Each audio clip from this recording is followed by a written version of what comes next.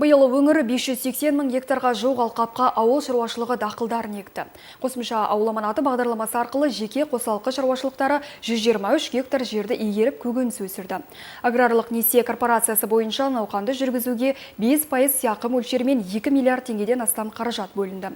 Шаруашылықтарды қолдау мақсатында жергілікті бюджеттен өсімдік шаруашылығы үшін 1,5 миллиардқа жуық ақша беріліп, субсидия төлеу жұмыстары жүргізілді. Соңғы бір аптадағы жауын-шашынның да егіс үшін ықпалы зор болды. Бізге облыстың негізгі басым бөлігі мал шаруашылығына келеді. Басым бөлігі ал өсімдік шаруашылығында 450-500 шаруашылық құрылымы, яғни осы өсімдік шаруашылығымен негізі айналысушылар.